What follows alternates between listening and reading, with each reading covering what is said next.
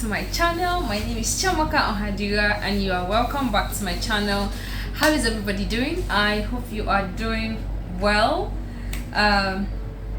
It's funny how if anybody asks me how I'm doing now, I actually don't have a straight response to give that person, and it's not funny, but that's like my reality. Like at the moment, I have just excused myself from any conversation that will bring that up, because conversations normally start from how are you, hope you are good, what's up. So these are like questions that move you to want to open up. And then I've been on this opening up trend, and let's just say yes, I get to speak to people who are concerned, but the reality still hits after that whole conversation. That's where I find myself. But I would say that I'm in a space where I'm constantly pushing myself, like, baby, you have to keep moving, okay? The world is a shitty place, but it gets better. Life is gonna get better, personally, otherwise. So yeah, so if you're listening on my pod, hi and welcome back to Getting It Over Chiamaka. How are you doing? How is life? It has not been easy for anybody. Rara, it has not been easy. I mean, today is 6th of June. Yesterday was Sunday. We Catholics were really excited. 50 days after celebrating Easter is Pentecost Sunday, the day that the Holy Spirit descended on the apostles in that small room where they were hiding for the fear of being killed and persecuted and all those things. And the Spirit came upon them. They were praying. So in present day Catholics, we actually give that day so much reverence, because there's actually a novena, a 9-day prayer novena towards the feast. So the hope is that on that feast day you actually feel the Holy Spirit and enjoy the gifts of the Holy Spirit, at least possess one of it, and then try to continuously trying to be a better person. Okay, I was in church. It was first Sunday of June, and usually is Latin Mass, and I love Latin Mass. I have posted on my WhatsApp before. I was like, if I go missing, and I was joking, God forbid, but if it's not like I was kidnapped or anything, but if I go missing, I'm definitely sure you're going to hear me singing the creed. That's it, I believe. And the ending part of the creed just really puts me in this commitment mode that trying to explain it humanly to you, I can't do that. Okay, so every first Sunday of the month, I really look towards singing along with the choir, and it's always beautiful. I was really happy on Sunday. Plus my sister is a lawyer, and then they had NBA Thanksgiving in church, so they gave the church a bit of color. Okay, everybody was just looking at them. Who are these people call them liars? Who are these ones? It was really a nice outlook. Only for me to go back home, and then a Catholic church in Owo, in one of the southwest states in Nigeria, was attacked. Like, people just went in and started shooting. My heart sank. I still remember that Madala bomb blast. I think it was in a Catholic church, or at least Christians were in church. I think it was a Catholic church. I can't remember right now, because my things are not scripted. I can't remember right now, but I remember them. But Christians were in church and that happened, and bro, I was younger then, but my heart sank. Instantly, I imagine like myself in that situation. What would I have done? The recent Kaduna Abuja railway attack that equally happened. And then the particular doctor that she was preparing to leave the country until that day happened, and then she was gone. I was imagining the state that was like the situation on that train. You're trying to hide, but there's no space enough for you to hide. So wherever the bullet was coming from, is like whoever get lucky, you're lucky. Whoever doesn't, to your tents, O Israel. And it's so painful. What's that? It's like whoever gets lucky, whoever doesn't, to your tents, O Israel. And it was crazy. So we Nigerians are all still back on the train of clamoring for people to register for their permanent voters card. Every day it's not like a normal thing online, Twitter, WhatsApp, everywhere. And I know when things like this happen, I actually have this shock, and when things like that happen, I tend to withdraw back and just stay mute, because it's just a lot of processing for me. All the times I imagine myself in that situation and what I could have possibly done to save myself, and you just find out that there's just very little. So it's just, I don't even know what to say. So if you're listening to me and you don't have your permanent voters card, I hope this encourages you. So it's been the registration has been moved to the 20th of June. At least go and register. Let your name be in the portal. I know I registered 2 weeks ago and there were no available dates for my biometrics, but at least I have done the major part, which is to register. So it's just my biometrics that's remaining. So if you're listening to me and you haven't done your registration, please go and do. Yes, your vote counts. Do not sit back and say your vote does not count. Do not sit back and say it does not concern you. It concerns you. So you know what you're looking for. You know what you're praying for. You pray, yes, but then you have the parts that you have to play. You have a role to play, and that role is making sure that you have that one thing that when things start to change, you'll be like, you beat your chest and say, yes, I voted, and then things are beginning to happen. Okay, so away from that, because that is not the point of this video, I'm so sorry for taking several minutes of your time talking all that.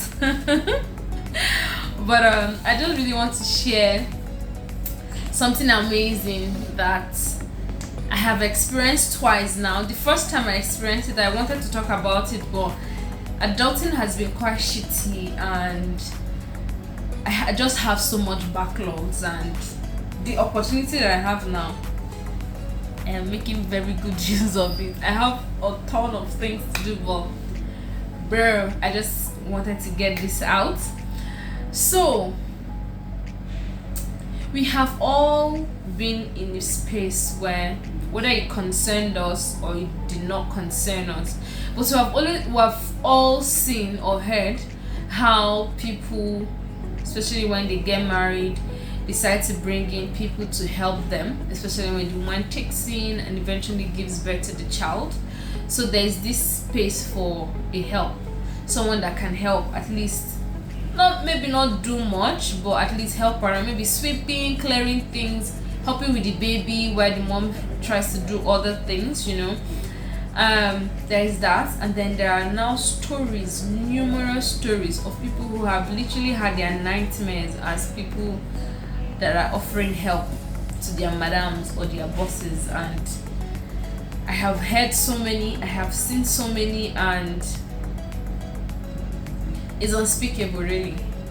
It's unspeakable. But one thing that baffles me is how a grown-up person goes down to the village, because this family, they know in the village, they're not well-to-do to an extent. So taking the child away is like, bringing fortune to the family. Like, literally, that is what I think the worst part is when the person coming to take that child promises the parents that the child was going to be enrolled in school, it was going to be taken care of, and then the parents are like, I can't afford it, but someone can, and the person has, opted to help out and everything, only for the child to come to the new place, and there's this drop and there's a roll, and the child finds him or herself in a space where it's like, wow, this is my nightmare. But I feel like one thing that keeps them is that thing of, I will still go to school. And you find some of these kids who really want to go to school, But then, for the longest time since I was a child, I have seen two beautiful women coming to our desk to register their help. Yes. Now, yeah, it might not seem very amazing for you right at this point, but just hold on, okay? Just hold on. So the first lady came. She came to register her baby, and then she's like she wants to register her help. So apparently they were to travel to Dubai, and the nurse that actually brought them was telling us that please, this is her help, anyhow we can help them, because sometimes when they bring these people from the villages, they usually come without their birth certificate or any means of identification, basically. So it's the person bringing them now that tries to help them with some of them, and that this is where you now see people who are kind, people who are very wicked, and people who extremely do not care. All they want from the person is just serve me, and then they complain all day long. So the nurse was telling us that this woman has told her how this help has been so much good to her and her kids, and she can't help but leave the country and not take her along. Hello, did you know, or I'm sure from experience you know that, especially when you go to churches or when you go to parties, when you see a madam and her children walking, you always know who the house girl is. House girl, house boy, whatever the situation is, right? Like there's this defining factor that you see and be like, this is a madam's kids, and then that's her house help, because the house help is looking unkept. The clothes, the appearance, the mood, it just tells you. You don't even need to ask. Now this was me now meeting the woman face to face, and then I just kept staring at her.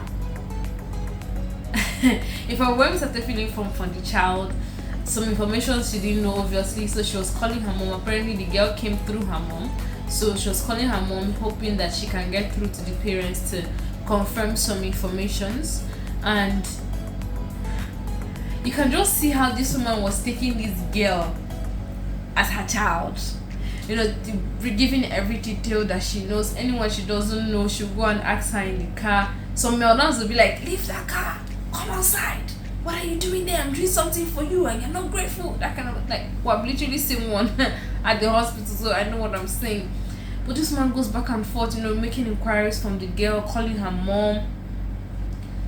And I'm like, and I feel like the Dubai they were going to is not just for a holiday thing. I think they were actually relocating. So maybe go to Dubai first and then move to the other country they are going to. And I was just amazed. I'm like, this is a wild situation, because I've never seen it. So I was really in a state of wow. They're really good and amazing human beings out there. Like it's undisputed, really. And then for a second time, a family came. A family of 2 girls and a boy. They had a problem with their birth certificate, and then we helped them out with that. And then later the lady was like, please, I want to do for my help. She has done before. Okay, her sister, the girl is a twin, so her twin has done her birth certificate, but the one staying with her had not done her own. So she came with a photocopy of the twin sisters one for the names and for the parents' names, and then the surname as well. And guys, this family as well, they're on their way to relocating out of the country, and she's doing birth certificate for her help. Now don't get me wrong, why I'm this amazed is this: a lot of people have been coming for birth certificate. Even a child that is born today, the parent is coming tomorrow to register the child for birth certificate, right? Yeah.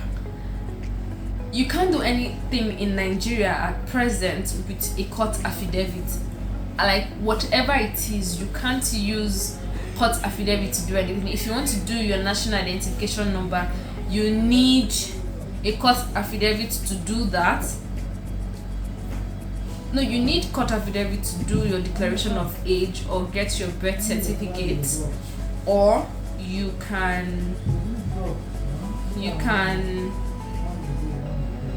what am I saying? So you can't use affidavits for anything basically.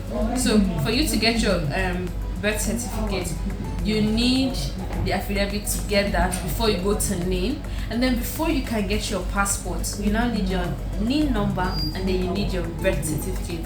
3 tiers. So you can't miss one and think you can get the other one. So this is why I'm excited. And then if you're in Nigeria listening or you're watching, you know the process it takes to acquire one passport.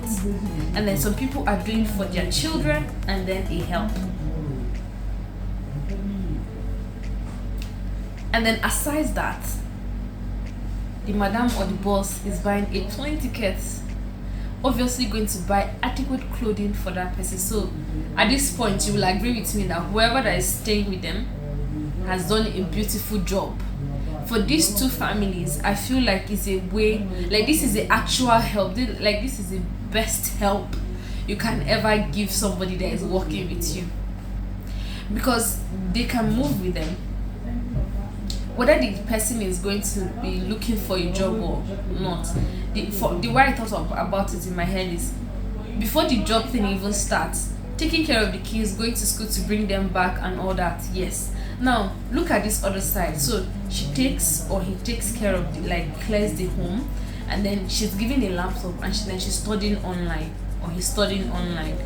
A time will come, she will finish, and then if she gets lucky, she might get a remote job. So she's still helping her madam, and then she's also working. So that means making her own money.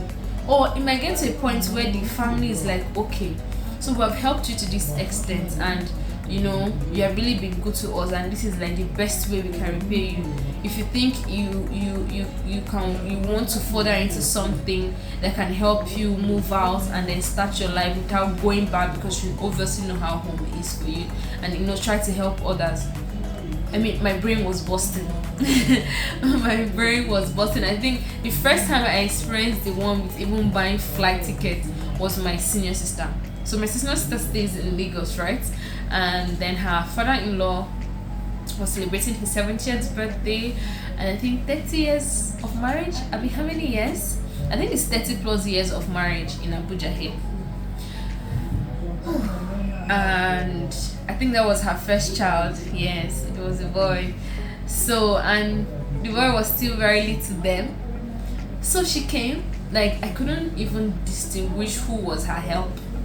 I probably thought that was her friend, because this lady was looking, it wasn't a young lady, it was a matured woman, you know. I wouldn't know if she was married or not, but even if she was, the point is, her flight ticket was paid for. There are some people that will enter plane and tell the housemaid to enter bus a day before, so you know where I'm heading to. My sister paid for the flight ticket of this woman. And then on that day, the woman wore the color for the day. I think it was purple and white. So I think for the men it was white, and then for the women it was purple. So this one was on a purple attire, well sewn. You know, Lagos people, there's nothing they cannot do. And then she was adorned with beautiful jewels, which I know is something my senior sister can effortlessly do without any stress. And I saw her carrying the child, and I'm like, there are good human beings, and I'm really happy that I'm seeing this for myself from the family, because I've seen and I've heard a lot of stories, and honestly, they are not nice. And I've also seen how my cousin relates with her help down here in Abuja. Like, the girl can literally, in fact, the last time I went, it was just like we were all cousins. There was not this segregation or anything, you know. Like the whole thing is so, and I think the whole thing just boils down to, you know, when you get to appreciate some hardships that you've passed through in life, because as you're looking at me now, the way I want to live my life going forward is such that I don't want to stress anybody, and I don't want anybody to stress me. I know exactly what I want and how I want to live my life. There might be some limitations right now, but when I finally get in that space, yeah, I know exactly how I want to do that. And one of it is, if at all, if I'm going to stay with anybody. In fact, let's even start from the man that I'm going to spend the rest of my life with. I mean, you're not going to get stress from you unless sweet stress. I call it sweet stress because you're not going to break your head on the wall because Chamaka is stressing you, okay? I call it sweet trouble, just sweet trouble, just a little ginger, okay? So it's okay, I might be joking, but I don't want to go too deep into that. But honestly, with things that I've gone through in life, I really want to relate well with people around me. Relate to people around me who understand me, because it is one thing to relate to somebody who doesn't understand you or even give a shit about it, and then there's something that someone cares about you or people care about you and they understand you, and then the relationship it's amazing. I see no points where, I mean, from the get-go, bringing somebody into your house literally means that you have taken it upon yourself to cater for this person. What the person eats, what the person drinks, when the person is sick, it's your responsibility. So you can't bring somebody from their comfort zone even though they're in need, and then you bring them to your place and then you treat them as if they're not human beings. In the first place, you wanted help and then you went down to bring them. So you should treat them accordingly. Honestly, I don't know why people just treat people that they bring like they don't matter, giving them some kind of relationship that is just abusive, manipulative, and cruel.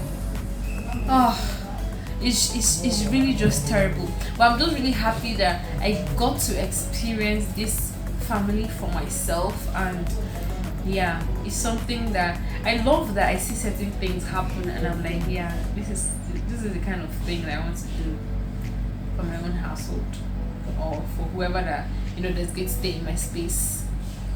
So yeah, so I hope that as you're listening to me, you're in Nigeria or you're in anywhere and it gets to a point where you need help, whether the person is living with you in the house or the person is going and coming, you need to understand that first of all, that person is a human being. It's the same God that created all of us. So that should ring a bell. Human beings are very funny sometimes. Now that's the thing, when people start to stress you, tell them, I think I've tried to help you, but you're adamant to what you're used to, and I'm in a space where I do not want such. So in a very respectful way, lay them off. And then you keep searching. That's how it is. I mean, we've had gatemen who come in and once they are paid, they are off. What would you do? Go and drag them back? No. Some of them just came for that 1 month salary, and then once you pay them, they are off. But that's not the point. Being a gateman is different from being a helper. Once somebody that you have employed domestically starts to behave in a very unnecessary way, and it's something that you cannot condone, just lay them off.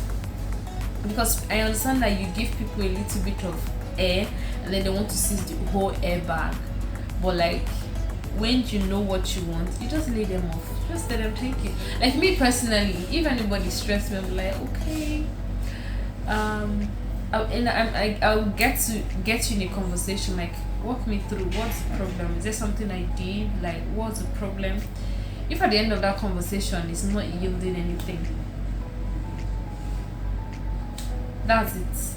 I'll tell you, okay, thank you very much for being with me for this long. I really appreciate all the efforts, but I think it's very advisable that you go, and I wish you well. I hope you find what you're looking for, because it's not about the person you're loving or your children or your friends who bring bad energy. Sometimes it might be your domestic staff.